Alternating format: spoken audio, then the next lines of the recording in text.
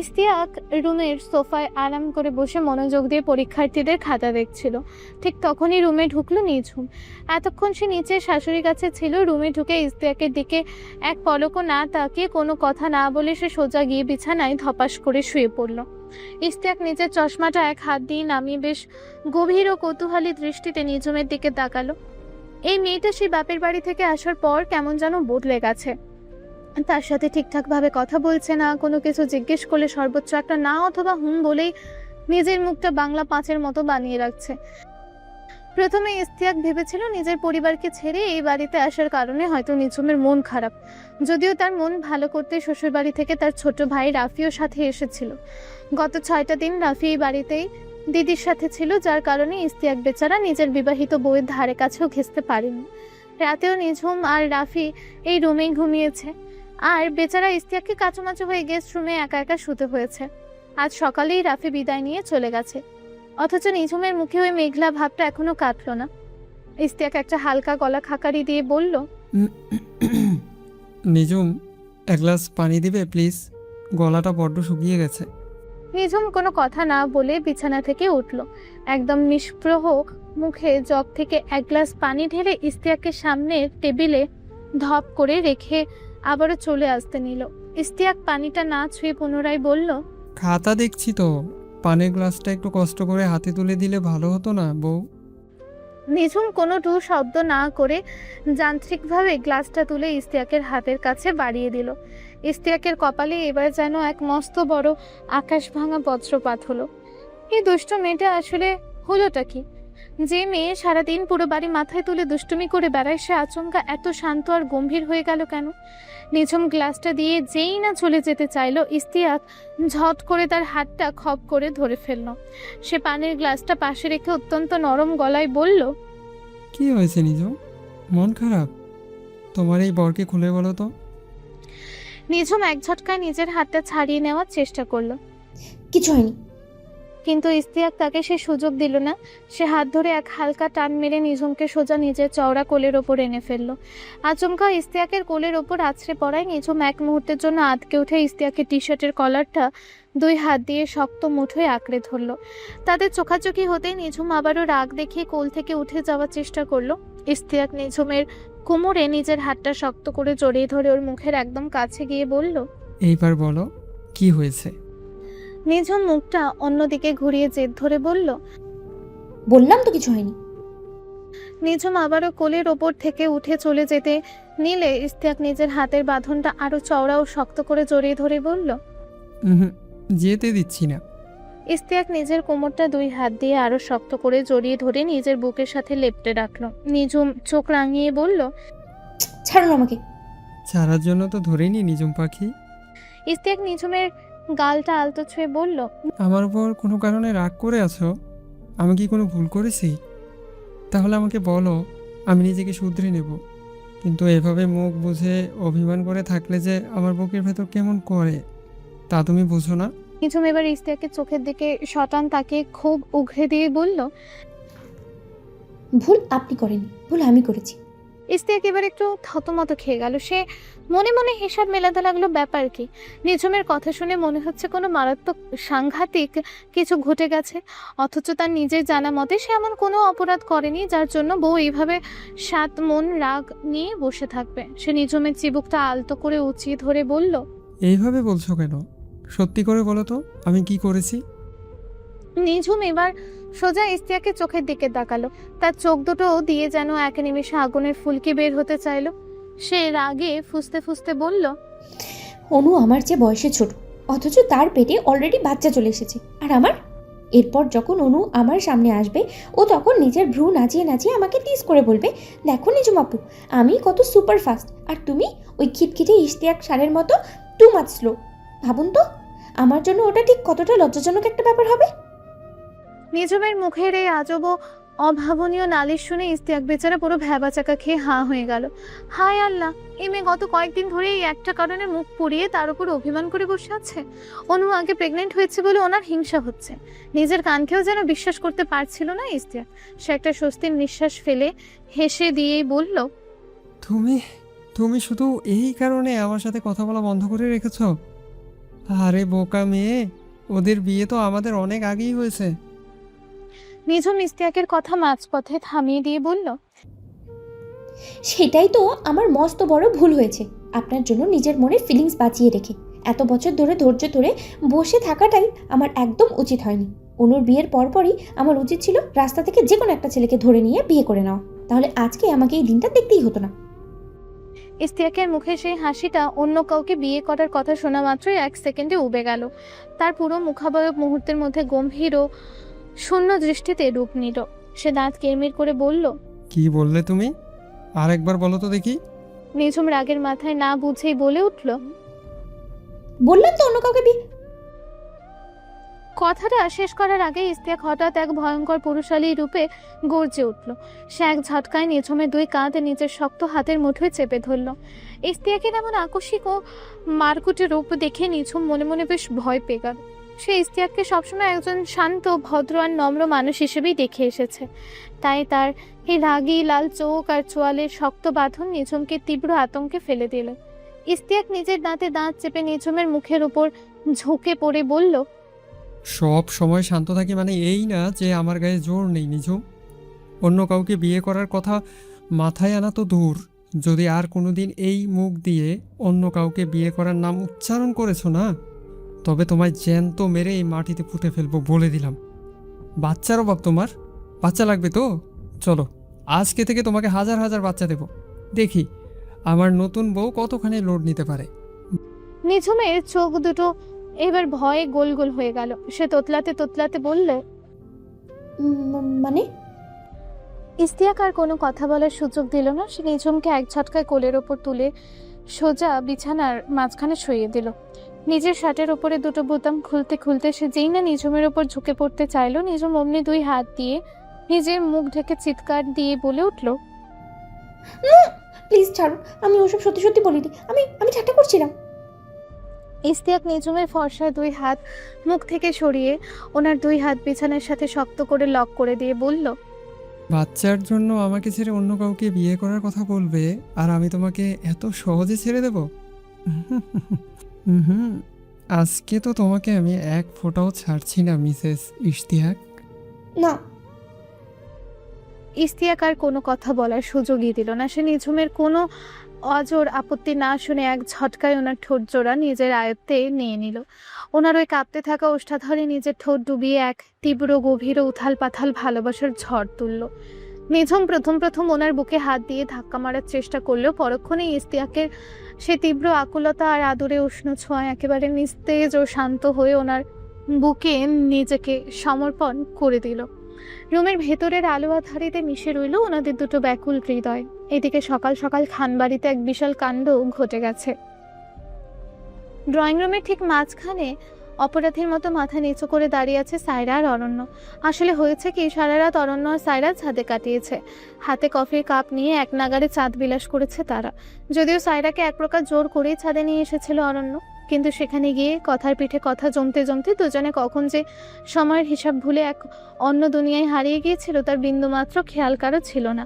ভোরবেলা ছোট খাকাই যেই না মর্নিং ওয়াকে যাওয়ার জন্য ছাদে পা রেখেছেন, অমনি ওনার চোখ জোড়া পুরো ছানা বড়া হয়ে গোল গোল হয়ে গেল। তিনি দেখলেন অরণ্যের কাঁধে মাথা রেখে সায়রা পরম শান্তিতে ঘুমাচ্ছে, আর দুজনের হাতে একে অপরের সাথে এইভাবে লকেট হয়ে আছে যেন কোনো একনিষ্ঠ প্রেমিক যুগল। ছোট কাকুর গগনবিদারী চিৎকারে দুজনে ধরফর করে লাফিয়ে উঠল। ওনার চিৎকার শুনে নিচে থেকে বাড়ির সবাই এক ছুটে ছাদে চলে এলো, আর তারপর দাদু ভাইয়ের হুকুমে সোজা ড্রয়িং রুমে এনে এই সাত সকালে সালিশ বসানো হলো। আদালতের এক কোণে চুপচাপ অনু দাঁড়িয়ে সূর্যের হাতটা নিজের 2 হাত দিয়ে শক্ত করে চেপে ধরে রেখেছে। উত্তেজনার চোটে অনু সূর্যের হাতটা এত জোরে খামচে ধরেছে যে তার নখ সূর্যের শক্ত চামড়া ফুঁড়ে ভেতরে বসে যাচ্ছে।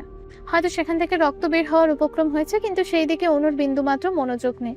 ওনার সমস্ত মনোযোগ এখন সামনের এই লাইভ ড্রামায়। সূর্য একবার নিজের হাতটা ছাড়ানোর চেষ্টা করতে অনু আরো দ্বিগুণ শক্তিতে খামচে ধরল। উপায় না দেখে সূর্য আর হাত ছাড়ানোর চেষ্টা না করে একদম চুপচাপ নিজের দাঁতে দাঁত চেপে সেই তীব্র ব্যথা সহ্য করে দাঁড়িয়ে রইল। দাদু ভাই নিজের হাতের লাঠিটা মেঝেতে ঠাস করে ঠুকে গম্ভীর গলায় বললেন, তোমরা দুজনেই ভোর সকালে ছাদে ওভাবে কি করছিলে? অরণ্য একবার পাশে দাঁড়ানো সূর্যের দিকে তাকালো। সূর্যের পাথর হয়ে থাকা গম্ভীর মুখ দেখে সেখানে কোনো আশার আলো না পেয়ে সে এক বুক সাহস নিয়ে সোজা দাদুর চোখের দিকে তাকিয়ে বলল, চাঁদ বিলাস করছিলাম দাদু। অরণ্যের মুখে এই অদ্ভুত কথা শুনে পুরো ড্রয়িং রুম সবার মুখ হাঁ হয়ে গেল। আমজাদ হোসেন কপাল কুঁচকে বললেন, চাঁদ আবার বিলাস করে কিভাবে? এটা কোন ধরনের ফাজিলমি? অরণ্য কাঁধ নাচিয়ে অত্যন্ত শান্ত গলায় জবাব দিল, কেন চাচ্ছু? যেভাবে মানুষ চা বিলাস করে, বৃষ্টি বিলাস করে, কিংবা জ্যোৎস্না বিলাস করে, ঠিক সেভাবেই আমরা কাল রাতে চাঁদ বিলাস করছিলাম। এই সেকেলে যুগের মানুষদের মাথায় এই আধুনিক চাঁদ বিলাস শব্দটা মোটেও ঢুকলো না। পাশ থেকে ছোট কাকা এবার ফোড়ন কেটে বললেন, চাঁদ বিলাস করতে করতে পুরো রাত পার করে দিলে, আর এমন ভাবে হাত ধরে কাঁধে মাথা রেখে কি বিলাস চলছিল তোমাদের মধ্যে? হ্যাঁ, আর হাত ধরে কাঁধে মাথা রেখে ওভাবে ঘুমানোর মানেটা কি? তোমাদের মধ্যে ঠিক কি চলেছে একটু পরিষ্কার করে বলবে? অরণ্য আর কোনো লুকোছাপা না করে সবার সামনে বুক ফুলিয়ে সোজাসুজি বলে দিল, দাদু কাকাই, আমি সায়রাকে পছন্দ করি, আর আমি ওকেই বিয়ে করতে চাই। তার কথায় বাড়ির সকলে স্তব্ধ হয়ে গেল। রাজের সাহেব নিজের ছেলের মুখে এমন বেফাস কথা শুনে একেবারে ক্ষিপ্ত হয়ে গেলেন। তিনি আসন ছেড়ে দাঁড়িয়ে চিৎকার করে বললেন, বেয়াদব ছেলে, এক চড়ে দাঁত ফেলে দেব। কিসব আবল তাবল বকছিস? সায়রা তোর ফুফাতো বোন হয়, সম্পর্কে তোর বড় বোন। অরণ্য একটু না দমে উল্টো যুক্তি দিয়ে বলল, সূর্য ভাইয়াও বুড়ির বড় ভাই হতো, তাহলে তাদের ক্ষেত্রে? দাদু এবার রেগে গিয়ে লাঠি ঠুকেই বললেন, বাজে বকা বন্ধ করো। অনুর কথা আলাদা, অনুর ভবিষ্যৎ আর ওর ভালো মন্দের কথা ভেবে আমি নিজে সৌর্যের সাথে অনুর বিয়ে দেওয়ার কথা নিজের মাথা থেকে ভেবেছিলাম, কিন্তু তোমরা না জানিয়ে লুকিয়ে লুকিয়ে সমাজে যে কুৎসিত কাণ্ডটা করেছো, তাতে আমাদের মান সম্মান সব ধুলোয় মিশে দিতে চাইছো। অরণ্য এবার আর কিছু বলতে পারল না, মাথা নিচু করে রইল। সবাই দিলারাকেও কথা শোনাতে ছাড়ছিল না। এত বছর পর নিজের পরিবারের সাথে যে সম্পর্কটা স্বাভাবিক হয়েছিল সেটা আবারও নিজের মেয়ের জন্য নষ্ট হয়ে গেল দেখে দিলারা ও মেয়ের ওপর চড়াও হলো। সূর্য এতক্ষণ চুপচাপ দাঁড়িয়ে এই তামাশা দেখছিল, কিন্তু যখন দেখলো দাদু আর কাকাই মিলে অরণ্য আর সায়রাকে বেশি চাপ দিচ্ছে, তখন সে বেশ ভালো করেই বুঝতে পারলো এই বুড়োরা এখন তিলকে তাল বানিয়ে এক বিশাল ঝগড়া বাঁধিয়ে দেবে। তাই সূর্য হঠাৎ করেই অনুর হাতটা নিজের হাতের মুঠোয় নিয়ে এক পা এগিয়ে এসে বেশ কড়া গলায় গম্ভীরভাবে বলে উঠল, দাদু, তোমরা শুধু শুধু সকালবেলায় ডাল ভাতের চাল নিয়ে মাথা ঘামাচ্ছ। অরণ্য সারের ব্যাপারটা অলরেডি ক্লোজড। আমি নিজে দায়িত্ব নিয়ে ওদের বিয়ের পাকা কথা বলে দিয়েছি। কয়েকটা মাস যাক, একটু ধুমধাম করে বড় করে ওদের বিয়ে দেবো ভেবেছে। একটু থেমে সূর্য নিজের ঠোঁটে এক চিলতে বাঁকা হাসি ফুটিয়ে বোল্ড টোনেই বলল, আর হ্যাঁ, তোমরা যে সিনিয়র মেয়েকে বিয়ে করা নিয়ে এত সমাজ আর মিডিয়ার ভয় পাচ্ছ না, আজকাল সব ডাল ভাত। প্রয়োজন হলে এটা নিয়ে পেপারে খুব ভালো ব্যাড কার্টুন আর হেডলাইন হবে। খানবাড়ির নতুন ফ্রেন্ড, ওতে ওদের প্রেম আর রোমান্স আরও বাড়বে। সো তোমরা সবাই এখন এসব সালিশি বাদ দিয়ে একটু রিল্যাক্স করো, আর ডাইনিংয়ে গিয়ে সকালে নাস্তা খাও। আমার প্রেগনেন্ট বউকে সকালে খাবারটা দেওয়া আগে বেশি জরুরি, নাহলে তার পেটে থাকা আমাদের নাতি বা কারো প্রতি না খেয়ে ওখানে শুকিয়ে একদম কঙ্কাল হয়ে ভূমিষ্ঠ হবে। কথাটা শেষ করে সূর্য এক হাতে অনুর হাত শক্ত করে ধরলো আর অন্য হাতে নিজের মায়ের হাত ধরে গটগট করে ডাইনিং রুমের দিকে চলে গেল। আর ড্রয়িং রুমে বাকি সবাই হা হয়ে ওখানেই দাঁড়িয়ে রইল। এমন একটা সিরিয়াস আর ঝামেলার সময় এই ছেলে কিভাবে নিজের বাচ্চার কথা টেনে এনে পুরো পরিবেশ ঠান্ডা করে চলে গেল তা ভেবেই সবাই থমকে গেল। ওদিকে অরণ্যের ঠোঁটের কোণে একটা বাঁকা ও বিজয়ী হাসি ফুটে উঠল। তার বড় ভাইয়া যখন একবার হাল ধরেছে তখন সে সবটা একাই সামলে নেবে, তাকে আর কিচ্ছু করতে হবে না। সে সায়রার দিকে তাকিয়ে সায়রাকে লক্ষ্য করে এক চোখ মারল। সায়রা রাগে ভেতরে ভেতরে একদম ফুঁসে উঠল। তার মনে হচ্ছিল এই খ্যাপাটে ছেলেটাকে যদি সে এখন একলা রুমে পায় তবে এক আছাড় মেরে ওর সব হাড্ডি গুঁড়ো করে দেবে। যদিও সে খুব ভালো করেই জানে ওজনে আর হাইটে সে অরণ্যের সামনে জাস্ট একটা চুনোপুটি মাত্র। সূর্য ল্যাপটপ সামনে নিয়ে এক মনে অফিসের কিছু জরুরি কাজ সামলাচ্ছিল। ঠিক তখনই সে খেয়াল করলো অনু বিছানায় শুয়ে কেমন যেন উসখুস উসখুস করছে, বারবার ছটফট করে এই পাশ ওই পাশ ফিরছে। কোনোভাবেই যেন তার একটা আরামদায়ক পজিশন মিলছে না।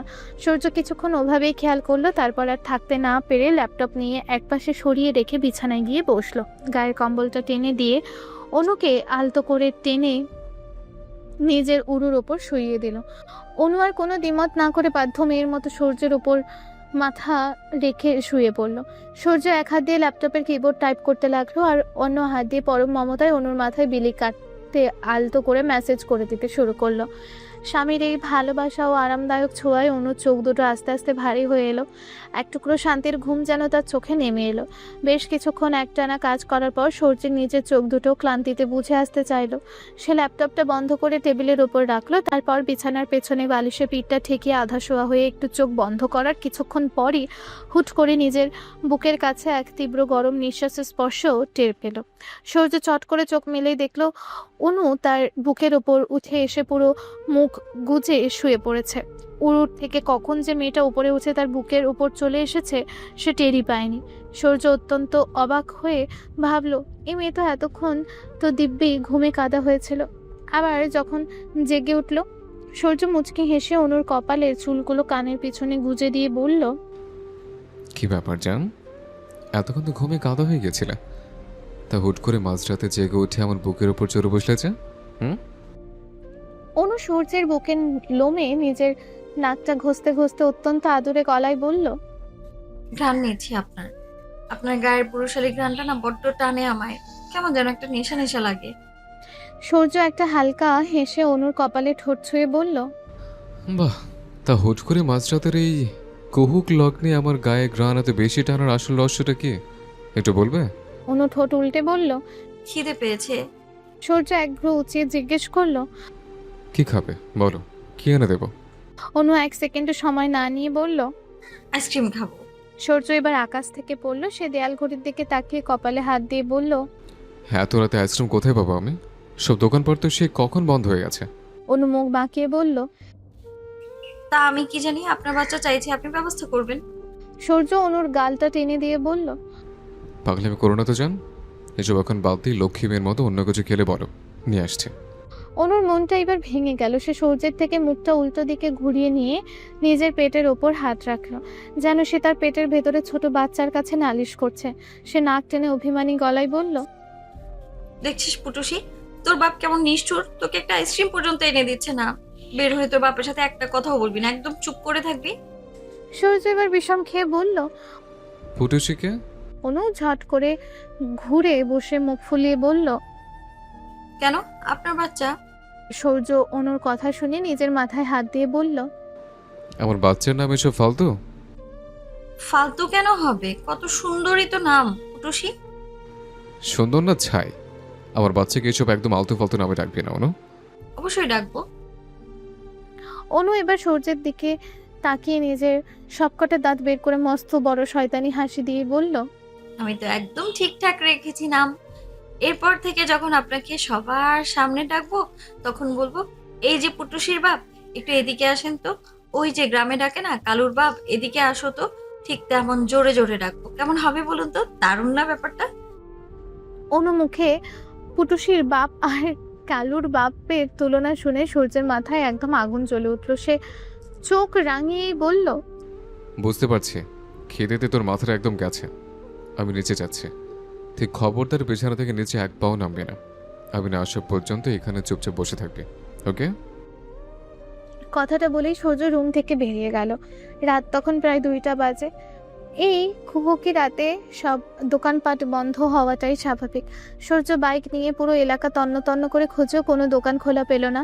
2-একটা টঙের দোকান পেয়েছে, সেখানে আইসক্রিম নেই। কোথাও কোনো সমাধান পেল না, কিন্তু খালি হাতে স্ত্রীর কাছে ফিরে যেতে ইচ্ছে করলো না। মেয়ের কালো হয়ে যাওয়া মুখটা মনে পড়তে বুকে মোচড় দিল। কোনো উপায় না পেয়ে সূর্য সোজা রান্নাঘরে গিয়ে ঢুকলো। ফোনটা বের করে ইউটিউব থেকে চটজলদি হোমমেড ইনস্ট্যান্ট আইসক্রিম বানানোর রেসিপি দেখে নিল। তারপর রান্নাঘরের সেলফ থেকে গুঁড়ো দুধ, কনডেন্সড মিল্ক আর ক্রিম বের করে নিজেই আইসক্রিম বানানোর মহাযজ্ঞ শুরু করে দিল। এদিকে উপরে রুমে বসে অনু তো বেশ কিছুক্ষণ সময় পার হওয়ার পর ছটফট করতে লাগলো। মনের মধ্যে ভয় জাঁকিয়ে বসলো। তখন ওভাবে মোটেও বায়না করা উচিত হয়নি। এই লোকটা একটা আইসক্রিম আনতে গিয়ে এত সময় লাগাচ্ছে কেন? কোনো খোঁজ খবর নেই, কি হলো? অনু আর রুমে থাকতে না পেরে সূর্যের বারণ করা সত্ত্বেও গুটি গুটি পায়ে সিঁড়ি দিয়ে নিচে নেমে এলো। রান্নাঘরে আলো জ্বলতে দেখে কৌতূহলে সেদিকে পা বাড়ালো। রান্নাঘরের সামনে আসতেই অনুর চোখ দুটো পুরো ছানা বড়া হয়ে গেল। সে দেখলো তার সেই দাপুটে আবরার খান সূর্য এখন অ্যাপ্রন পরে এক হাতে বাটি আর অন্য হাতে হুইস্ক নিয়ে জান প্রাণ দিয়ে আইসক্রিমের ক্রিম বিট করছে। অনু ধীর পায়ে রান্নাঘরের ভেতর ঢুকে সূর্যের এই আজব কর্মকাণ্ড দেখে থমকে দাঁড়িয়ে বলল, কি করছেন কি আপনি এখানে? সূর্য আচমকা অনুর গলা শুনে একটু চমকে গেল। সে নিজের হাতে থাকা শেষ মুহূর্তের আইসক্রিমের মিক্সারটা ফ্রিজের ভেতর ঢোকাতে ঢোকাতে বলল,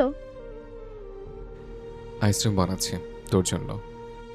তারপর সোজা হয়ে দাঁড়িয়ে অ্যাপ্রনটা খুলতে খুলতে অনুর দিকে এক কড়া নজরে তাকিয়ে পড়ল। তোকে না আমি নিচে নামতে বারণ করেছিলাম, বিছানা থেকে নামলি কেন? অনু ওনার দিকে অপলক দৃষ্টিতে তাকিয়ে থেকে বলল, আপনি কি আস্ত একটা পাগল? আমি না হয় বোকার মতো মাঝরাতে আইসক্রিমের আবদার করেছি, তাই বলে আপনি কোথাও না পেয়ে নিজে মাঝরাতে রান্নাঘরে এসে আইসক্রিম বানাতে বসে যাবেন?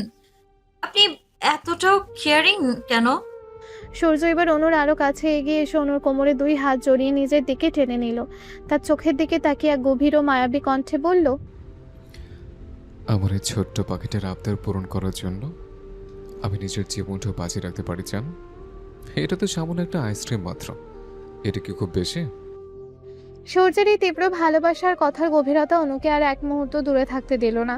সে সোজা গিয়ে সূর্যের চওড়া বুকটা দুই হাত দিয়ে শক্ত করে জড়িয়ে ধরল।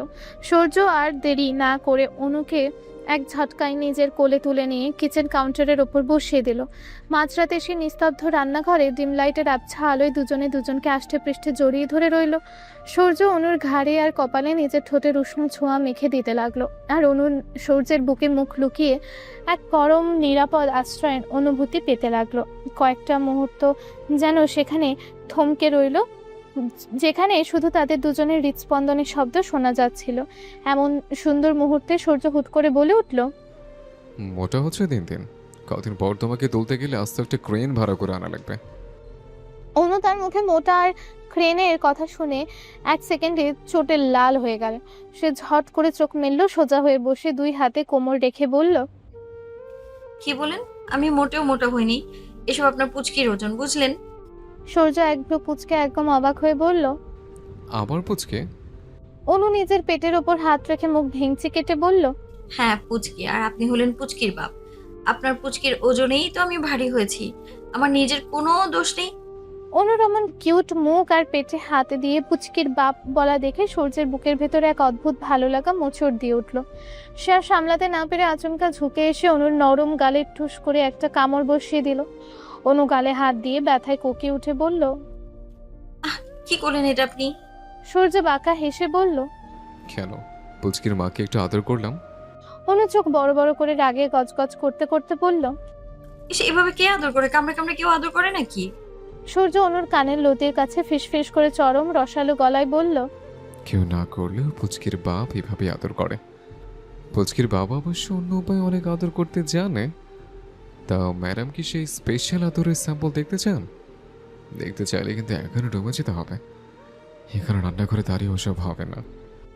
অনু এবার আর কোনো চিন্তা না করে রাগ দেখানোর চোটে ঝট করে মুখে যা আসলো বলে দিল, দেখতে গিয়ে তো ওই পুটুসি এসেছে, ও কি আকাশ থেকে টপকে পড়েছে নাকি? কথাটা মুখে দিয়ে বের হতেই অনুর নিজের হুঁশ ফিরল। সে নিজের কান দুটো গরম হতে দেখলো। হায় আল্লাহ, নাকের মাথায় সে নিজের মুখে এসব কি আজেবাজে কথা বলে ফেললো। সূর্য অনুর মুখে এমন অকপট কথা শুনে এক সেকেন্ড থমকে গিয়ে পরক্ষণেই ডাইনিং রুম কাঁপিয়ে হা হা করে তুমুল হেসে উঠল। সূর্যের এমন কপারেট বা বাদ ভাঙা হাসি দেখে অনু লজ্জায় একেবারে লাল হয়ে গেল। নিজের বোকামিতে নিজেই থতমত খেয়ে এক ঝটকায় সূর্যের বুক থেকে নেমে রান্নাঘরের দেয়ালের দিকে মুখ ঘুরিয়ে দাঁড়িয়ে রইল। লজ্জায় ওনার ফর্সা গাল দুটো যেন লাল টমেটোর মতো টকটকে হয়ে উঠেছে। সূর্য হাসতে হাসতে অনুর পেছনে গিয়ে দাঁড়ালো। অনুর দুই কাঁধে নিজের হাত রেখে অনুকে নিজের দিকে ঘোরালো। অনু লজ্জায় সূর্যের চোখের দিকে তাকাতে না পেরে নিজের চোখ দুটো শক্ত করে বন্ধ করে রাখলো। সূর্য অনুর কানের কাছে মুখ নিয়ে আলতো করে নিজের ঠোঁট দিয়ে অনুর ঠোঁটের কোণাটা হালকা করে কামড়ে ধরলো। অত্যন্ত মৃদু ও নেশাক্ত গলায় বলল, বউটা আমার বড্ড বোকা, কিন্তু বড্ড মিষ্টি। মিনিট কয়েক পর যখন আইসক্রিমটা কিছুটা সেট হয়ে এলো, সূর্য ফ্রিজ থেকে বাটিটা বের করলো। চামচ দিয়ে তুলে আইসক্রিম তুলে অনুর মুখের সামনে ধরলো। নিজের দুই ভ্রু নাচিয়ে এক অদ্ভুত কিউট টোনে জিজ্ঞেস করলো, বলো এবার, কেমন হয়েছে তোমার পটুশির বাপের হাতের আইসক্রিম? অনু হেসে ফেলে আইসক্রিমটা মুখে দিয়ে চোখ বন্ধ করে সে স্বাদ অনুভব করলো। তারপর চোখ মেলে সূর্যের ওই মায়াবী চোখের দিকে তাকিয়ে একগাল হেসে বলল। একেবারে আপনার মতো। সূর্য এক ভ্রু কুঁচকে বলল। হুম। অনু সূর্যের গলাটা জড়িয়ে ধরে চোখ টিপ দিয়ে বলল। মানে আপনার মতো 100-তে 100, একদম পারফেক্ট। সূর্য একগাল হেসে অনুর গালে জোরে চুমু দিল। অনু চোখ বন্ধ করে খিলখিলিয়ে হেসে উঠল। দেখতে দেখতে সময় তার নিজস্ব গতিতে পেরিয়ে গেছে। অনুর প্রেগনেন্সির এখন 8 মাস চলছে। এই 8 মাসে অনুর পেটটা মাশাআল্লাহ এখন বেশ বড় হয়েছে, যার কারণে তার শরীরটা অনেক ভারী ও দুর্বল। শরীর অতিরিক্ত ভারী হওয়ার কারণে ডাক্তার কড়া নির্দেশ দিয়েছেন তার সিঁড়ি বেয়ে নিচে নামা একদম বারণ। কিন্তু মেয়েটার তো এক জায়গায় শান্ত হয়ে বসে থাকার স্বভাব নেই, সবসময় ছটফটে। তাই ইদানিং তার হাঁটা চলা শুধু দোতলার ঘরের ভেতরেই সীমাবদ্ধ থাকে। অনুর কোনো প্রয়োজনে নিচে নামতে হলে কিংবা একটু তাজা বাতাস নিতে ছাদে যেতে হলে সূর্য তাকে নিজের 2 চওড়া বাহুতে তুলে কোলে করে নিয়ে যায়। আবারও কাজ শেষে কোলে করেই রুমে ফিরিয়ে আনে। এমনকি ঘরের ভেতর হাঁটার সময়ও সূর্য পরম যত্নে অনুর হাত ধরে রাখে। অনুর কাছে এসব একটু বেশি আধিক্যতা আর আধিক্যতার চরম সীমা মনে হয়, কারণ এই দুনিয়ায় সেই তো আর এক মা হচ্ছে না, তার বান্ধবীদেরও তো বাচ্চা হয়েছে। তারা তো এই অবস্থায় পুরো বাড়ির সব কাজ একা হাতে করেছে, আবার কলেজও করেছে, আর তাকে এখানে এক পাও একা ফেলতে দেওয়া হয় না, যেন সে কোনো কাচের পুতুল। রিনা খান বাড়ির সবাই এখন সারাক্ষণ অনুর আগে পিছে আঠার মতো লেগে থাকে। বাড়ির প্রথম সন্তান আসবে বলে কথা, আনন্দের কোনো সীমা নেই। দাদু তো নিয়ম করে প্রতিদিন দুপুরের পর অনুর রুমে এসে বসেন আর ছোটবেলার রূপকথার গল্পের ঝাঁপি খুলে বসেন। তবে সারাদিন রুমে থাকলেও অনুর বিনোদনের বিন্দুমাত্র অভাব হয় না। রিদান আর রাফি নামের 2 ফাজিল সারাক্ষণ অনুর ঘরের সামনে ডিউটি দেয় আর আজব আজব জোকার মার্কা কাণ্ড করে অনুকে হাসায়। এরই মধ্যে আর একটা নতুন আনন্দ সংবাদ এসেছে, নিঝুমও নাকি 2.5 মাসের প্রেগনেন্ট। এই খবরটা পাওয়া মাত্রই নিঝুম এক ছুটে এই বাড়িতে অনুকে দেখতে চলে এসেছিল। এসেই অনুকে শক্ত করে জড়িয়ে ধরে ভ্যাও ভ্যাও করে কেঁদে দিয়েছিল। অনু তো প্রথমে মারাত্মক ভয় পেয়ে গিয়েছিল, ভেবেছিল বড় কোনো অঘটন ঘটল নাকি। কিন্তু পরে যখন নিঝুম কাঁদতে কাঁদতে বলল যে তার এই কান্নার আসল কারণ হলো তার অনাগত ছেলে বা মেয়ের সাথে অনুর ছেলে বা মেয়ের বিয়ে দিতে হবে, সে খুশিতে সে নিজের আবেগ ধরে রাখতে পারেনি। নিঝুমের এই অদ্ভুত কান্নার কারণ শুনে অনু নিজের পেটে হাত দিয়ে খিলখিল করে হেসে উঠেছিল। দুপুরের রোদেলা আলো ঘরের জানালা গলে এসে বিছানায় পড়েছে। অনু রুমে একা একা একটি একটি করে সাবধানে পা ফেলে ঘরের মেঝেতে হাঁটার চেষ্টা করছে, আর ওদিকে বিছানায় সূর্য গভীর ঘুমে মগ্ন। বেচারাকে ইদানিং সারা রাত জেগে কাটাতে হয় স্রেফ অনুর জন্য। এই 8 মাসে অনুর শরীরটা বড্ড খিটখিটে হয়ে গেছে, তার উপর আবার কখনো হুট করে পেটের ভেতরের পিচ্চি পাখিটা সজোরে লাথি মারে, আর অনু পেটে হাত দিয়ে উফ করে এক মৃদু চিৎকার দিয়ে উঠতে সূর্য ঘুমের ঘোরেও এক ঝটকায় বিছানায় ধরফর করে উঠে বসে। সে অভ্যাসবশত কাল বিলম্ব না করে পরম মমতায় অনুর পেটে নিজের হাত বুলিয়ে দিতে শুরু করে। ব্যথা একটু কমতেই শুরু হয় পেটের ভেতরের ছাওয়াল আর বাপের আজব বকবকানি। সূর্য তখন অনুর পেটে মুখ ঠেকিয়ে গম্ভীর গলায় ধমক দিয়ে বলে, এই যে মিস্টার বা মিস পটুসি, পৃথিবীতে আসার আগেই মায়ের পেটে এত লাফালাফি কিসের শুনে? শান্ত হয়ে ঘুমাও। মাকে কষ্ট দিচ্ছ কেন? মায়ের কষ্ট দেখলে যে বাবারও ভীষণ কষ্ট হয়। অনু পাশে বসে এই গম্ভীর মুখ মানুষটার বাচালতা দেখে মনে মনে হাসে। যে মানুষটা একসময় সারাক্ষণ গম্ভীর আর রাশভারী হয়ে থাকতো, এখন তাদের এই অনাগত পিচ্চিটা আসার আগে সে গম্ভীর বাবাকে বাচাল বানিয়ে ছেড়ে দিল। এখন তো সূর্যকে অনুর চেয়েও বড় বাচাল মনে হয়। অনু সূর্যের ঘুম মুখের দিকে তাকিয়ে আনমনে হেসে ধীর পায়ে সূর্যের কাছে ঘেঁষে বসল। ঘুমন্ত সূর্যের মাথায় হাত রাখলো, তার শান্ত মুখের দিকে কিছুক্ষণ মায়া ভরা চোখে তাকিয়ে রইল, ফিসফিস করে বলল, একদম বাবার মতো, খুবই সুন্দর, কিউট, ড্যাশিং, তবে একটু কম খিটখিটে। এইসব ভেবে অনু নিজেই আবারও আনমনে হেসে ওঠে। তাদের প্রায় প্রতি রাতেই একটা মিষ্টি ঝগড়া হয় যে তাদের পিচ্চিটা দেখতে কার মতো হবে। অনু মুখ ফুলিয়ে বলে, অবশ্যই সূর্যের মতো ড্যাশিং আর হ্যান্ডসাম হবে, কারণ সে ছেলে হবে। আর সূর্য তার আজব আর অদ্ভুত সব যুক্তি দিয়েই বলে, না, ও হবে রাজকন্যা, একদম অনুর মতো গোলগাল, মায়াবী আর আস্ত একটা পাজি হবে। অনুর ভাবনার মাঝে যখন এইসব সুখের স্মৃতি বিচরণ করছিল, ঠিক তখনই ঘরের দরজায় হালকা নক করে অরণ্য ভেতরে ঢুকলো। বড় ভাইকে এভাবে ঘুমাতে দেখে সে পা টিপে টিপে ভেতরে এলো। অনু একটু সরে বসতেই অরণ্য তার হাতে একটা কাঁচের বাটি এগিয়ে দিল। বাটির ভেতরে অনুর সবচেয়ে প্রিয় খাবার কাঁচা আমের টক ঝাল মিষ্টি চাটনি। অরণ্য ফিসফিস করে জিজ্ঞেস করলো, শরীর এখন কেমন আছে রে বুড়ি? অনু চাটনি দেখে মুচকি হেসে বলল। থ্যাংক ইউ ভাইয়া, শরীর এখন বেশ ভালো আছে। অরণ্য বিছানার দিকে তাকিয়ে বলল। ভাইয়া এখনো ঘুমোচ্ছে? অনু এক চামচ আচার মুখে দিয়ে তৃপ্তির হাসি দিয়েই বলল। রাতেও একদম ঘুমাতে পারে না তো, আমার দেখভাল করতেই তো সময় চলে যায়, তাই এখন একটু ঘুমাচ্ছে।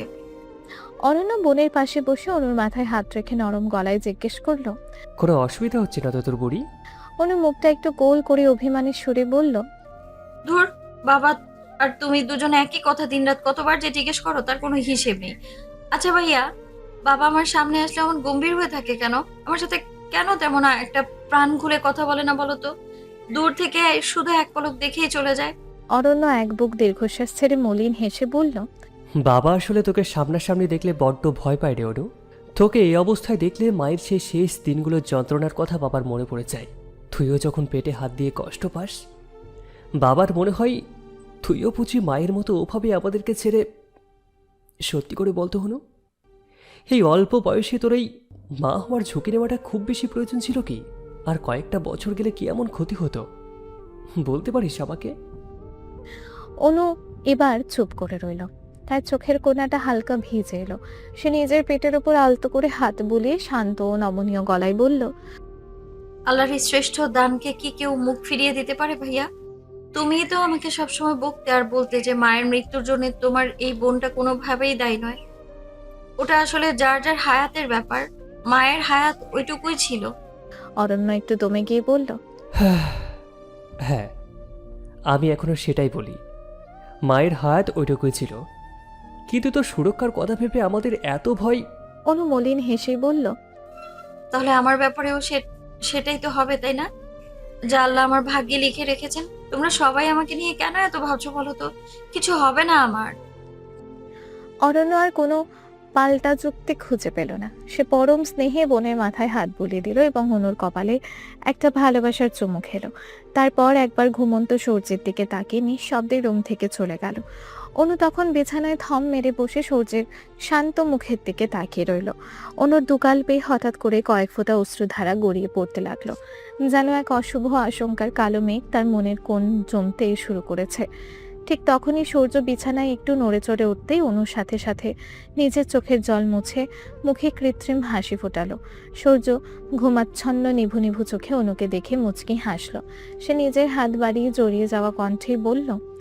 আমার বুকের উপর মাথা রেখে কিছুক্ষণ শত যান, বড্ড ক্লান্ত লাগছে। অনু আর কোনো কথা না বলে চুপচাপ গিয়ে সূর্যের চওড়া বুকে মাথা রাখলো। সূর্যের চেনা হৃৎস্পন্দন শুনতে শুনতে সে এক অদ্ভুত শান্তি পেল, আর সূর্য তাকে দুই হাতে শক্ত করে নিজের সাথে জড়িয়ে ধরল। বিকেল গড়াতেই সূর্যের ফোনে একটা জরুরি অফিসিয়াল কল এলো। ফোনটা কানে নিয়ে কিছুক্ষণ কথা বলে সূর্য গম্ভীর মুখে বলল তাকে একটু বিশেষ প্রয়োজনে অফিসের দিকে যেতে হবে। সূর্য চলে যাবে শুনে অনু মনে মনে কিছুটা খুশি হলো, কারণ এই লোকটা চোখের আড়াল হলে সেই সুযোগে একটু বিছানা থেকে নেমে নিজের মতো করে স্বাধীনভাবে হাঁটাচলা করতে পারবে। কেউ তাকে সারাক্ষণ দড়ি দিয়ে বেঁধে রাখার মতো আগলে রাখবে না। সূর্য শার্টের বোতাম আটকাতে আটকাতে অনুর সামনে এসে বসলো। সে অনুর দুই গাল আলতো করে ধরে কড়া গলায় বলল, আমি 1 ঘন্টার মধ্যে কাজ শেষ করব। একদম দুষ্টামি করবে না। বিছানা থেকে নিচে নামার কথা ভুলেও মাথায় আনবে না, মনে থাকে যেন। অনু বাধ্য মেয়ের মতো মাথা নাড়িয়ে ফানি টোনেই বলল, আই নো পুটুশির বাপ, আপনি সাবধানে যান, আমি লক্ষ্মী হয়ে বসে থাকবো।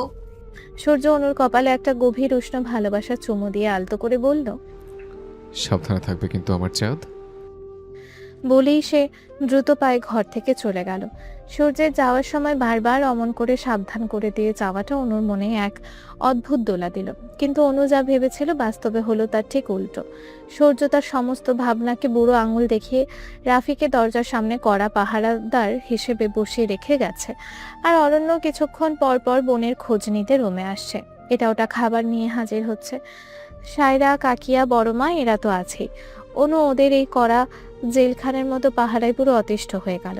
কিছুক্ষণ পর রাফি অরণ্যকে অনুর কাছে দেখে নিজের ডিউটি ফাঁকি দিয়ে ওখান থেকে সটকে পড়ল। আর অরণ্য বোনের পাশে বিছানায় শুয়ে ফোনে গেম খেলতে ব্যস্ত হয়ে পড়ল। মাঝে মাঝে সায়রা রুমে আসলে দুজনের রোমান্টিক খুনসুটি আর রঙিলা আলাপও চলে। অরণ্য সায়রাকে রাগিয়ে দেয় কিছু বলে, আর সায়রা তাকে বকতে বকতে চলে যায়, আর তা দেখে অনু পেটে হাত দিয়ে হাসতে থাকে।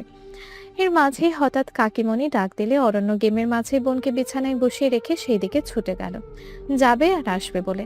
তাড়াহুড়ো করে যাওয়ার সময় সে নিজের ফোনটা অনুর বিছানাতেই রেখে চলে গেল। কিছুক্ষণ পর অরণ্যের ফোনটা বিকট আওয়াজে বেজে উঠল। স্ক্রিনে একটা অপরিচিত নাম্বার ভেসে উঠেছে। দুইবার টানা রিং হওয়ার পর অনু ভাবলো হয়তো কোনো ইম্পর্টেন্ট কল, তাই সে বিছানা থেকে একটু ঝুঁকে অরণ্যের ফোনটা হাতে নিল। কলটা রিসিভ করে সে মুখে হ্যালো বলার আগে ওপাশ থেকে একজন অপরিচিত যুবকের হন্তদন্ত হাঁপানো ও চরম আতঙ্কিত কণ্ঠস্বর অনুর মগজে এসে সজোরে ধাক্কা মারল। অরণ্য, সূর্য ভাইয়া মারাত্মক অ্যাক্সিডেন্ট করেছে রে। আমরা সবাই তাকে ধরাধরি করে এইমাত্র সিটি জেনারেল হসপিটালে নিয়ে যাচ্ছি। শরীর থেকে প্রচুর ব্লিডিং হচ্ছে, তুই জলদি আয়। ওপাশ থেকে কথাটি শোনা মাত্রই অনু পুরো স্তব্ধ হয়ে গেল। তার চারপাশে চেনা দুনিয়াটা যেন এক সেকেন্ডে থমকে গেল। মাথার উপর আকাশটা ভেঙে পড়লো। চোখের পানি গাল ছুঁয়ে পড়ার আগেই তার হাত কাঁপতে কাঁপতে ফোনটা ফুসকে ঠিক করে মেঝেতে পড়ে গেল। অনুর ভেতরের কলিজাটা যেন কেউ জীবন্ত ছিঁড়ে মাঝখান খান খান করে দিল। সে এক মুহূর্তের জন্য পুরো বোবা হয়ে রইল। তারপর বুকের সমস্ত আর্তনাদ উগড়ে ডুকরে ফুপিয়ে কেঁদে উঠল। সূর্য ভাই, মনের চরম উন্মাদনায় কোনো কিছু না ভেবে অনু বিছানা থেকে এক ঝটকায় নেমে পড়ল। ফোনটা কুড়িয়ে কাপা হাতে সূর্যকে কল দিল, যেন একটু আগে যা সে শুনেছে তা সব মিথ্যা। কারণ সূর্য তো তাকে বলে গেল আমি এই 1 ঘন্টার মধ্যেই চলে আসব। সে নিশ্চয়ই কথার খেলাপ করবে না। কিন্তু না, সূর্যর ফোনটা সুইচ অফ। তার মনে তার দুনিয়া দুলতে শুরু করেছে। তখন আর নিজের শরীরের কষ্ট, ভারী শরীর বা পেটের বাচ্চার কোনো খেয়াল নেই। অনুর চোখের সামনে শুধু ঘুরছে তার ভালোবাসা, তার স্বামী সূর্যের রক্তাক্ত নিথর চেহারা। সে এক ছুটে রুমের বাইরে চলে এলো। করিডোর পার করে সে যখন সিঁড়ির মুখে এলো তখন ভয়ে আর আতঙ্কে তার পা দুটো থরথর করে কাঁপছিল। তাড়াহুড়ো করে কয়েকটা সিঁড়ি পার করলেও অনুর পাটা হুট করে পিছলে গেল। মাগো, বলে এক গগন বিদারী বুক ফাটা চিৎকার দিয়ে অনু সোজা সিঁড়ি বেয়ে গড়িয়ে নিচের দিকে পড়ে যেতে লাগলো। এক একটা সিঁড়ির ধারালো কোণ অনুর 8 মাসের ভারী পেটে আর নরম শরীরে সজোরে আঘাত করতে লাগলো। মেঝেতে এসে যখন তার শরীরটা স্থির হলো তখন অনুর পরনে সাদা সুতির গোল জামাটা এক নিমেষে লাল রক্তে ভিজে উঠল। পা বেয়ে রক্তের এক নির্মম লাল স্রোত তপ্ত মেঝেতে বইতে শুরু করলো। অনুর চোখ দুটো তখনও আধবোঝা অবস্থায় খোলা। অনুর অর্ধ নিমিলিত চোখের সামনে ঠিক এই মুহূর্তেই ভেসে উঠল পুরনো দিনের সেই এক বিশেষ স্মৃতি, যখন অনু জীবনের শুরুতে গভীর অভিমানে নিজের জীবন শেষ করার জন্য আত্মহত্যার চেষ্টা করেছিল। সেদিন অনুকে এমন মরমর অবস্থায় দেখে সূর্য চারপাশে সব নিয়ম কানুন আর বাধা উপেক্ষা করে এক উন্মাদের মতো ছুটে এসেছিল। অনুকে নিজের বুকের মাঝে শক্ত করে জড়িয়ে ধরে এক চরম পাগলামি করেছিল। তার চোখ দিয়ে সেদিন ঝরঝর করে জল পড়েছিল অনুকে হারানোর ভয়। আজও এই রক্তাক্ত মেঝেতে শুয়ে অনুর খুব ইচ্ছে হলো সূর্য অমন করেই আবারও এক ছুটে এসে তাকে বুকে জড়িয়ে ধরে তার এই রক্তক্ষরণ আর অসহ্য কষ্ট দূর করে দিই। কিন্তু অনু ক্রমশ নিস্তেজ হতে হতে ভাবলো সে মানুষটা তাকে প্রতিবার মৃত্যুর মুখ থেকে বাঁচাতো, সে আজ নিজেই হাসপাতালের বেডে নিজের জীবন নিয়ে মৃত্যুর সাথে লড়াই করছে। অনুর কাছে আজ এটা এক কঠিন ও নির্মম বাস্তবতা যে সূর্য আজ তাকে বাঁচাতে আসতে পারবে না। অনুর মনে হলো এটাই বুঝি তার শেষ সময়। আজই বুঝি শেষবারের মতো ওনার সূর্য ভাইকে মনে মনে এক পলক দেখা। বাস্তবে আর কোনোদিন হয়তো দেখা হবে না। ওনার মুখে আর কোনোদিন সেই চেনা ছোট পাখি বা আমার চাঁদ ডাকটা শোনা হবে না। অনু ব্যথার তীব্রতায় ছটফট করতে করতে তার চোখের কোণ দিয়ে অশ্রুর শেষ বিন্দুটা গড়িয়ে পড়ল। অনুর ভেতরের শ্বাসনালীটা যেন আটকে আসতে লাগলো। সে তীব্র যন্ত্রণায় আর কান্নায় চিৎকার করতে চাইল, কিন্তু অনুর গলার স্বর ভেতরেই বুঝে গেল। অনুর চোখের কোণ দিয়ে নোনা জলের শেষ বিন্দুটা গড়িয়ে মেঝেতে মিশে গেল। ঠিক তখনই তার কানে দূর থেকে কুলসুম খালার বুক ফাটা ও আর্তনাদ ভরা চিৎকারটা আবছাভাবে ভেসে এলো। ও আল্লাহ গো, ছোট আম্মাই সিঁড়ি দিয়া পইরা গেছে, রক্তে পুরো মেঝে ভেসে গেল। কে কোথায় আছো? জলদি আও। কুলসুম খালা সে আর্তনাদ অনুর কানে আর পুরোপুরি পৌঁছালো না। তার চোখের সামনে অবশিষ্ট আলোটুকু এক নিমেষেই নিভে গেল, আর সে এক গভীর নিস্পৃহ অন্ধকারের অতলে গহীনে হারিয়ে গেল। সবকিছু যেন এক নিস্তব্ধতায় বিলীন হয়ে গেল। হাসপাতালের করিডোরটা যেন এক জীবন্ত নরকুণ্ড।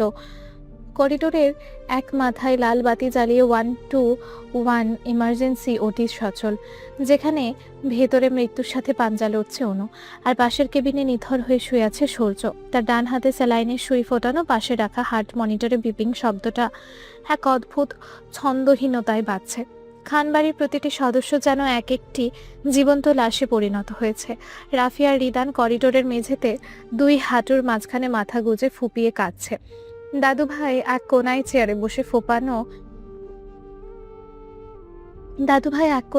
বসে কাঁপানো হাতে তাসবিহ গুনছেন।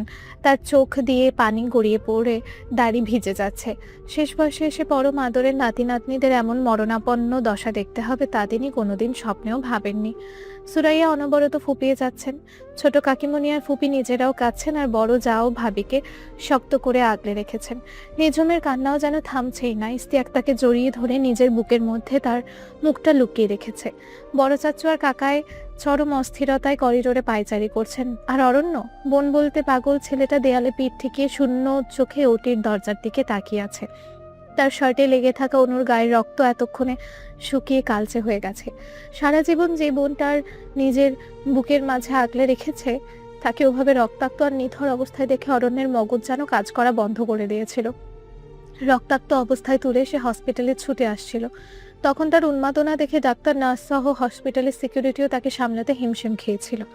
আজ তার সেই চঞ্চল বোনটা ভেতরে মৃত্যুর মুখোমুখি, আর সে বাইরে এক জ্যান্ত লাশ হয়ে দাঁড়িয়ে আছে।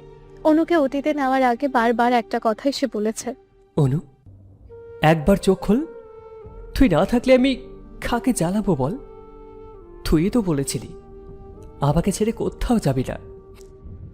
আর তারপর অনুকে অতীতে নিয়ে গেল, যেন নিজের কলিজাটা কেটে কেউ যেন অতীতে ঢুকিয়ে দিয়েছে।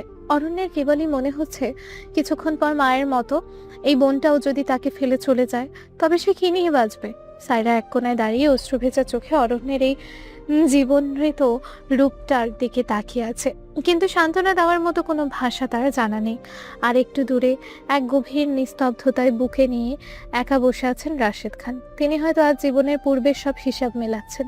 অনু যখন এই পৃথিবীতে এসেছিল, নিজের ভালোবাসার স্ত্রীকে হারিয়ে রাশেদ খান তীব্র ক্ষোভে সেই সদ্যজাত নিষ্পাপ মেয়ের জন্মের পরপরই তার মৃত্যুর কামনা করেছিলেন। আর আজ সেই প্রাণটাই আর একটা নতুন প্রাণকে জন্ম দিতে গিয়ে হুবহু একইভাবে মৃত্যুর মুখোমুখি দাঁড়িয়ে। আজ তার মনে তীব্র ভয় যাচ্ছে। অতীতে সেই পঙ্কিল পাপিষ্ঠ প্রার্থনা যদি আজ সত্যি সত্যি খোদার দরবারে কবুল হয়ে যায়, এক চরম অনুশোচনা আর অপরাধ বোধ তাকে চারপাশ থেকে জ্যান্ত গ্রাস করে নিল। তিনি নিজের অবশ হয়ে যাওয়া শরীরটা কোনোভাবে টেনে তুলে হসপিটালের বাইরে সামনের মসজিদের দিকে পা বাড়ালেন। এতক্ষণ ধরে চোখের পানি সামলে রাখলেও মসজিদের সামনে দাঁড়াতেই রাশেদ খানের ভেতরের সব বাঁধ ভেঙে গেল। তার চোখের সামনে ঝাপসা হয়ে ভেসে উঠল এক পুরনো দৃশ্য। অনু তখন একদম ছোট, 7 কি 8 বছর বয়স। রাশেদ খান মাত্র মসজিদ থেকে নামাজ পড়ে বাড়ি ফিরেছেন। অনুর এক ছুটে এসে তার সামনে 2 হাত বাড়িয়ে দিয়ে বলল, আব্বু, কাকাই তো রুকাইয়া আর নিঝুম আপার জন্য জিলাপি এনেছে। আমার জিলাপি কোথায় আব্বু? রাশেদ সেদিন মেয়ের মুখের দিকে তাকিয়ে একটু অপরাধ বোধে ভুগলেও পরক্ষণেই মুখ ঘুরিয়ে চলে গিয়েছিলেন। সে প্রতিবারই মসজিদে জিলাপি দিলেন নিজের সন্তানকে অবহেলা করে অন্যের সন্তানদের হাতে সবকিছু তুলে দিতেন। আর অনু, সে প্রতিবারই হাত বাড়িয়ে দিয়ে এমনটা করত। কিন্তু 9 বছর বয়সের পর থেকে অনু আর কখনো তার বাবার সামনে এসে জিলাপি চায়নি, আর কোনোদিন তাকে আব্বু বলেও ডাকেনি। অতীতের এই চাবুক রাশেদ খানের বুকে এসে সজোরে আঘাত করলো। তিনি ডুকরে কেঁদে উঠলেন, বুক চেপে ধরে আল্লাহ বলে ওই মসজিদের মেঝেতেই বসে পড়লেন। তারপর সোজা গিয়ে সেজদায় লুটিয়ে পড়ে সৃষ্টিকর্তার দরবারে কান্নার পাহাড় বাঁধলেন। মাবুদ, আমাকে ক্ষমা করো। আমি এক অধম পাপিষ্ঠ বাবা। আমার সব ভুলের জন্য আজ আমি তোমার কাছে হাত পাচ্ছি। আমার গুনাহের শাস্তি আমার নিষ্পাপ মেয়েকে দিও না। আমার অনুকে আমার বুকে ফিরিয়ে দাও দয়াময়। একজন বাবা হয়ে সন্তানের লাশ কাঁধে বহন করার মতো ভারী বোঝা আমি বইতে পারবো না। আমাকে মাফ করো হে দয়াময়। ঘণ্টাখানেক আগে হসপিটালের এই করিডোরে অন্য এক ভয়াবহ ও প্রলয়ঙ্কারী দৃশ্যের সাক্ষী হয়েছিল। সূর্য এক উন্মাদের মতো করিডোর দিয়ে ছুটে আসছিল। তার বাম হাতের কবজিতে হালকা ব্যান্ডেজ করা, শার্টের হাতা গোটানো, কপালে কিছুটা কালচে রক্তের দাগ লেগে শুকিয়ে আছে। সূর্যের কোনো বড় অ্যাক্সিডেন্ট হয়নি। অফিস থেকে ফেরার সময় মাঝ রাস্তায় একটা বেপরোয়া বাইক তার গাড়ির সাইডে সজোরে ধাক্কা মারে। গাড়ির কাঁচ ভেঙে তার হাতে সামান্য কেটে যায় আর স্টিয়ারিংয়ে ধাক্কা লেগে কপালে একটু চোট লাগে। শার্টে প্রচুর রক্ত লেগেছিল আর ফোনটা হাত থেকে পড়ে ওটা ডিসপ্লে পুরো চুরমার হয়ে বন্ধ হয়ে গিয়েছিল। রাস্তার ভিড়ের মধ্যে এলাকার এক ছোট ভাই টাইপের ছেলে সূর্যের এই অবস্থা দেখে মারাত্মক প্যানিকড হয়ে পড়ে। সে সূর্যকে এমন রক্তাক্ত অবস্থায় গাড়ি থেকে বের করার সময় নিজের জ্ঞান হারিয়ে ফেলার মতো অবস্থা হয়েছিল। সে ভেবেছিল সূর্য বুঝি আর নেই, তাই সে হন্তদন্ত হয়ে অরণ্যকে ফোন করে এক উন্মাদের মতো চিৎকার করে উঠেছিল যাতে অরণ্য জলদি হসপিটালে আসে। অথচ সে বিন্দুমাত্র ধারণাও করতে পারেনি তার এই একটা অতিরঞ্জিত ও ভুল তথ্যের ফোন কল খান বাড়িতে কেমন এক প্রলয়ঙ্কারী ঘূর্ণিঝড় বইয়ে দেবে। সূর্য যখন অক্ষত অবস্থায় ওটির সামনে এসে দাঁড়ালো তখন অরণ্যকে সেখানে দেখতে পেল। সূর্য হিতাহিত জ্ঞান হারিয়ে অরণ্যের শার্টের কলারটা দুই হাত দিয়ে খামচে ধরে চিৎকার করে উঠেছিল, অরণ্য, অনু কোথায়? অনুর কি হয়েছে? তোদের ওর কাছে রেখে গেলাম আমি, আর তোর শার্টে তো রক্ত কেন? অরণ্য, কথা বলছিস না কেন ইডিয়েট? সূর্যের অমন উন্মাদের মতো চিৎকার শুনে দাদুভাই এগিয়ে এসে তার কাঁধে হাত দিয়ে ডুকরে কেঁদে উঠলেন। দাদু ভাই, শান্ত হও, শান্ত হও। ডাক্তাররা ভেতরে অপারেশন করছে। সূর্য এবার সুরাইয়া বেগমের দিকে ঘুরে গিয়ে ডুকরে কেঁদে উঠল। আম্মু, তুমি কোথায় ছিলে? আমি তো তোমাদের কাছে ওকে রেখে গিয়েছিলাম। জাস্ট একটা ঘন্টার জন্য গিয়েছিলাম আম্মু, 1 ঘন্টাই তো। আম্মু, তোমার মেয়ে কেন আমার নিঃশ্বাস কেরণের মতো এমন করছে? আমার নিঃশ্বাস নিতে কষ্ট হচ্ছে আম্মু, আমার বুকে পাথর চেপে বসেছে। ওদের বলো একবারের জন্য হলে ওর সাথে আমাকে দেখা করতে দিতে। ওকে ওকে কথা বলতে বলো, আমার সাথে একবার ওকে দেখা করতে বলো। ও একবার বলো গো, ঠিক আছে? আমার সুরাইয়া ডুকরে উঠলেন। যে মানুষটার জন্য আমি একসময় বাঁচতে চেয়েছিলাম, সে আজ নিজের অজান্তে আমার বেঁচে থাকার শেষ নিঃশ্বাসটুকু কেড়ে নিতে চাইছে আম্মু। সূর্য ওটির দরজার সাহায্যে নিজের এক হাত অরণ্যের কলার ধরে অন্য হাত দিয়ে আঘাত করতে করতে চিৎকার করে বলল, অনু, অনু, তুই এমনটা করতে পারিস না আমার সাথে। তুই তো আমাকে কথা দিয়েছিলি তুই লক্ষ্যে ওই পেছনে বসে থাকবি। তবে কেন নিচে নামলে? কেন আমার কথা শুনলি না ছোট পাখি? ঠিক তখনই ভেতর থেকে একজন নার্স দরজা খুলে বের হয়ে চরম রাগান্বিত হয়ে বললেন, দেখুন, ওটির সামনে এভাবে পাগলামি করবেন না। সূর্য নার্সকে দেখে বাচ্চাদের মতো আকুল হয়ে বলল, আমার অনু ভেতরে, ওকে বলুন ও সূর্য ডাকছে, তার কষ্ট হচ্ছে, ভীষণ কষ্ট হচ্ছে। একবার ওকে বলুন আমার কাছে চলে আসবে, একবার ডাকুন না প্লিজ। অরণ্য সূর্যকে টেনে ধরে কেঁদে বলে উঠল, ভাইয়া প্লিজ শান্ত হও। নার্স নিজের পেশাগত জীবনে এমন পাগলামি আর কখনো দেখেছেন বলে মনে হলো না, কিন্তু প্রফেশনাল খাতিরে তাকে কঠোর হতেই হলো। আপনার এমন চিৎকারে ভেতরে ডাক্তারদের অপারেশনে অসুবিধা হচ্ছে। ভেতরে মা আর বাচ্চা দুজনের জীবনই চরম ঝুঁকিতে আছে। দয়া করে শান্ত থাকুন। নার্সের মুখে মা আর বাচ্চার জীবনের ঝুঁকির কথা শোনা মাত্রই সূর্য যেন এক নিমেষে পাথরের মূর্তিতে পরিণত হলো। তার হাতের মুঠো থেকে অরণ্যের কলারটা ফসকে গেল। সে 2 পা পিছিয়ে গিয়ে ওটির লাল বাতিটার দিকে শূন্য চোখে তাকালো। প্রিয়তমাকে হারানোর এক তীব্র আশঙ্কায় সূর্যের চোখ দুটো উন্মাদের মতো হয়ে গেল। পরক্ষণে অতিরিক্ত মানসিক আঘাত আর ট্রমা সহ্য করতে না পেরে সে করিডোরের মেঝেতে জ্ঞান হারিয়ে লুটিয়ে পড়ল। ছেলের এমন অবস্থা দেখে সুরাইয়া বেগমও মেঝেতে ঢলে পড়লেন।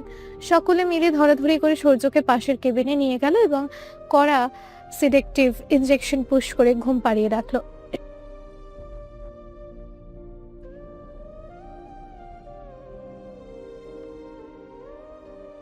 ভিডিওটি এই পর্যন্ত দেখার জন্য অনেক অনেক ধন্যবাদ। আজকের পর্বটি ভালো লাগলে লাইক দিয়ে একটি সুন্দর কমেন্ট করে যাবেন।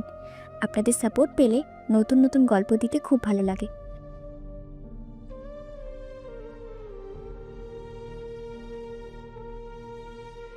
ধন্যবাদ সবাইকে। ভালো থাকবেন, সুস্থ থাকবেন।